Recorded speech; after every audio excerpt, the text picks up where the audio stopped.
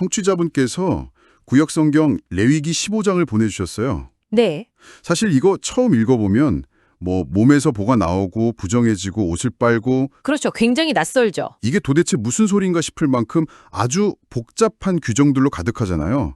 아마 이걸 읽으면서 고개를 갸웃하셨을 것 같아요. 충분히 그럴 수 있습니다. 그런데 이 복잡한 규칙들 안에 사실은 아주 놀라운 논리랑 질서가 숨어 있더라고요. 맞습니다.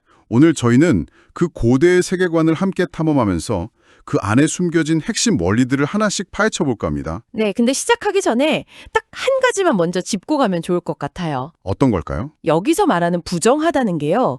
우리가 보통 생각하는 것처럼 비위생적이라거나 도덕적으로 나쁘다 이런 뜻이 아니에요. 아, 그게 아닌가요? 이건 일종의 의식적인 상태를 말하는 거죠. 성스러운 것과 접촉하면 안 되는 어떤 일시적인 상태. 아하, 일시적인 상태요? 네, 이 관점을 딱 가지고 본문을 들여다보면 훨씬 더 흥미로운 지점들이 보이기 시작할 겁니다. 저희는 이 텍스트가 스스로 어떤 논리를 펼치고 있는지에 집중해서 이야기를 풀어가 보겠습니다. 알겠습니다. 의식적인 상태라는 키워드 기억하면서 들어가 보죠. 그럼 본문이 가장 먼저 다루는 남성의 유출병부터 시작해 볼까요? 네, 2절을 보니까 이 병이 있는 사람은 그냥 그 자체로 부정한 자가 된다. 이렇게 되어 있네요. 네, 그렇습니다. 근데 진짜 놀라운 건 그 다음이에요. 그 사람이 쓴 침대, 앉았던 의자, 모든 게 다 부정해진대요. 바로 그 지점이 이전 전체를 관통하는 첫 번째 핵심 원리입니다. 뭔데요? 바로 부정함의 전이성이 있어. 아, 전이성. 네, 마치 바이러스처럼 혹은 보이지 않는 어떤 물질처럼 이 부정함이라는 상태가 사람에게서 사물로 또 그 사물에서 다른 사람에게로 계속 옮겨간다고 본 거예요. 와, 4절부터 11절까지를 쭉 보시면 그 연쇄 반응이 얼마나 철저하게 적용되는지 알 수 있습니다. 정말 그렇네요. 7절에서는 그 사람 몸에 직접 닿아도 부정해지고 10절에서는 그 사람이 앉았던 방석에 닿기만 해도 부정해진다고 하니까 그렇죠. 이건 뭐랄까 2차, 3차 감염까지 다 관리하는 수준인데요. 맞아요. 심지어 11절을 보면 환자가 손을 물로 씻지 않고 만진 사람도 부정해진다고 해요. 굉장히 꼼꼼하네요. 그렇죠. 부정함이 퍼져나가는 경로를 아주 세밀하게 추적하고 차단하려는 의지가 보이죠. 여기서 반복적으로 등장하는 구절이 있잖아요. 옷을 빨고 물로 몸을 씻을 것이며 저녁까지 부정하리라. 이 구절이요. 네. 바로 그게 부정함을 해소하는 기본 공식이에요. 물로 씻는 물리적인 행위, 그리고 해가 질 때까지 기다리는 시간의 경과. 아, 이 두 가지가 합쳐져야만 일상적인 전염에서 회복될 수 있다는 규칙을 보여주는 거죠. 근데요. 12절의 그 규례 규정은 좀 이상하게 느껴졌어요. 어떤 부분이요? 환자가 만진 질그릇은 깨트리고 나무 그릇은 그냥 물로 씻으래요. 네, 그렇죠. 아니 그냥 둘 다 깨끗하게 씻으면 안 되는 건가요? 질그릇이 아까운데 왜 굳이 깨트리라고까지 했을까? 좀 비합리적으로 느껴지기도 하고요. 아, 그거 아주 좋은 질문입니다. 현대인의 관점에서는 당연히 그렇게 생각할 수 있죠. 네. 하지만 당시 사람들의 물질에 대한 이해를 들여다보면 나름의 합리적인 이유가 있어요. 이유가 있었군요.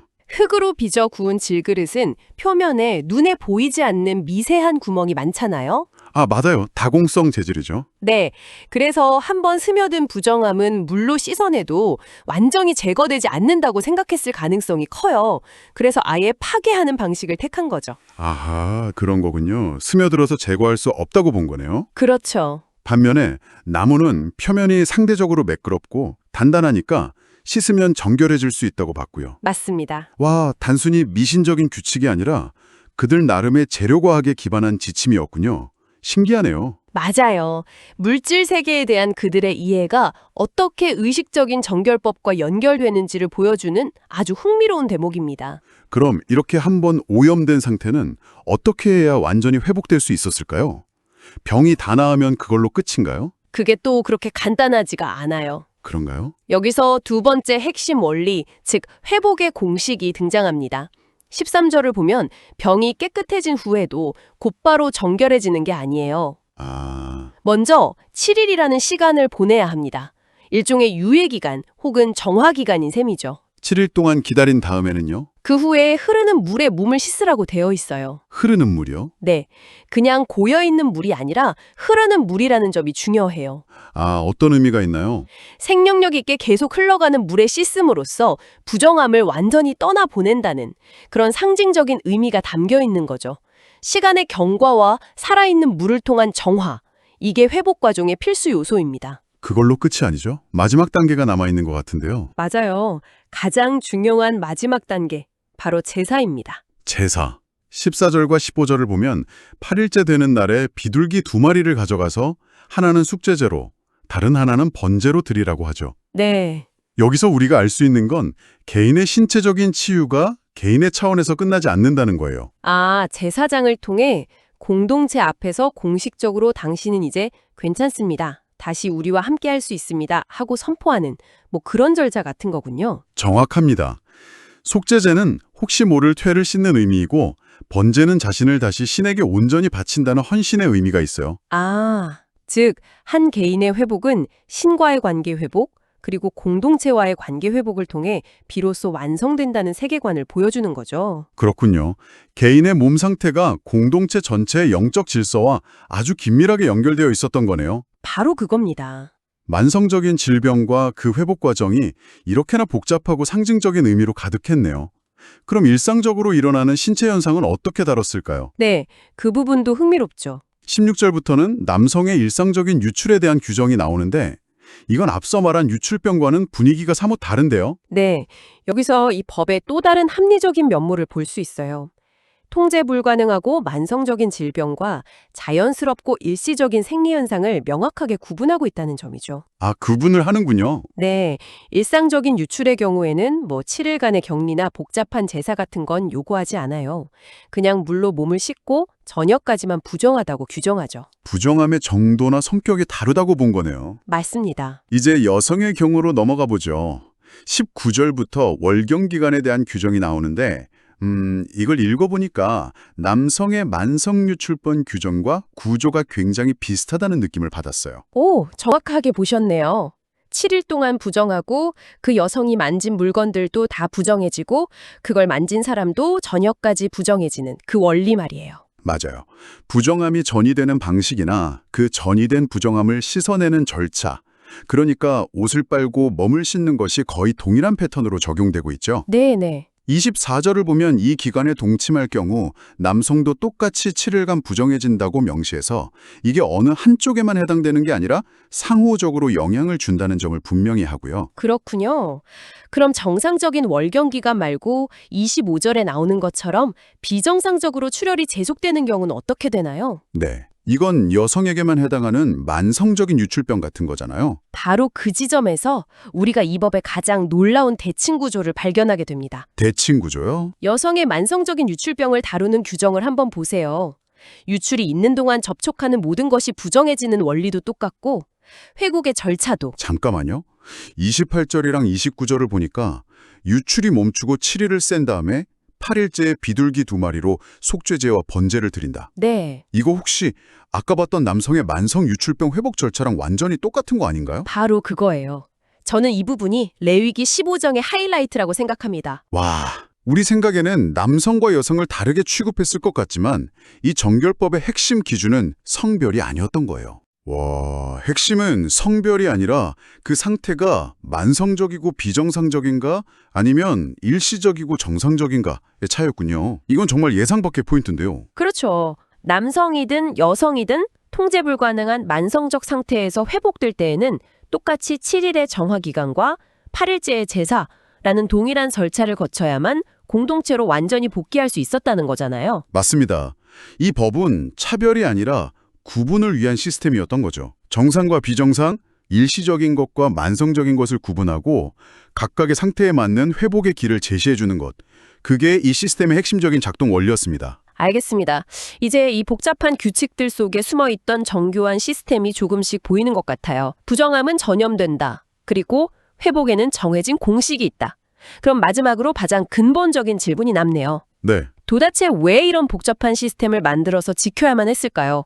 이 모든 규정의 궁극적인 목적은 뭐였을까요? 그에 대한 답이 2장의 가장 마지막 절인 31절에 압축적으로 담겨 있습니다. 마지막 절이요? 네, 어떻게 보면 이 한 문장을 위해 앞에 모든 설명이 존재한다고도 할 수 있죠. 너희는 이와 같이 이스라엘 자손이 그들의 부정함에서 떠나게 하여 그들 가운데 있는 내 성막을 그들이 더럽히고 그들이 부정한 중에서 죽지 않도록 할지니라. 내 성막을 더럽히고 부정한 중에서 죽지 않도록.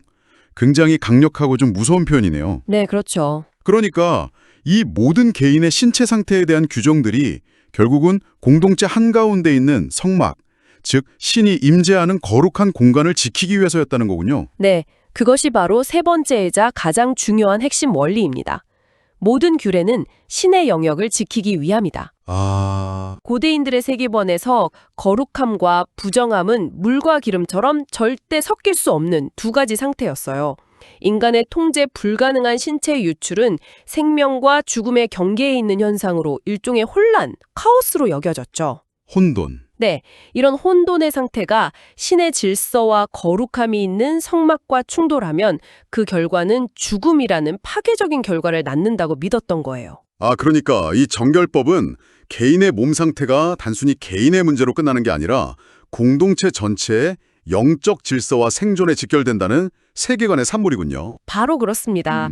정결은 생명과 질서, 부정은 혼돈과 죽음, 이 구도 속에서 공동체의 안녕을 유지하기 위한 일종의 안전 시스템이었던 셈이네요. 맞습니다. 그래서 그렇게 꼼꼼하고 철저하게 관리해야만 했던 거죠. 레위기 15장. 처음엔 그저 기이하고 낯선 규칙들의 나열이라고만 생각했는데 이렇게 하나씩 뜯어보니까 그 안에 정말 정교한 세계관과 시스템이 담겨 있었네요. 네. 부정함의 전염성, 상체에 따른 대칭적인 회복의 공식, 그리고 이 모든 것이 향하는 궁극적인 목적인 거룩한 공동체의 유지까지 정말 흥미로운 탐험이었습니다. 그리고 우리가 마지막으로 기억해야 할 중요한 점이 하나 더 있어요. 네. 이 시스템이 아무리 엄격해 구여도 여기에는 어떤 부정함이든 다시 정결하게 되어 공동체로 돌아올 수 있는 회복의 길이 반드시 마련되어 있었다는 점이에요. 회복의 길이요? 네, 부정함은 영원한 낙인이 아니었던 거죠. 정해진 절차를 통해 관리되고 치료되고 회복될 수 있는 일시적인 상태. 어떻게 보면 절망적인 상황에 놓인 사람들에게 다시 돌아올 수 있다는 희망을 주는 시스템이기도 했던 거예요. 아, 그렇군요. 단절과 격리의 법이 아니라 결국은 회복과 복귀를 위한 법이었다는 관점, 정말 인상 깊습니다. 네. 그럼 오늘 이야기를 마무리하면서 이 자료를 보내주신 당신이 계속 생각해 보실 만한 질문을 하나 남겨드릴게요. 네. 이 본문은 피할 수 없는 인간의 생리 현상이나 질병처럼 우리의 통제를 벗어난 예측 불가능한 영역에 아주 구체적인 규칙과 질서를 부여합니다. 그렇다면 이처럼 삶의 혼돈스러운 부분에 질서를 부여하고 회복의 길까지 명확하게 제시해주는 시스템이 당시 사람들에게는 어떤 의미였을까요? 그저 우리를 옥죄는 답답한 제약으로만 느껴졌을까요? 아니면 언제 어떻게 닥칠지 모르는 혼돈 속에서 길을 잃지 않도록 붙잡아주는 든든한 안전장치 역할을 했을까요?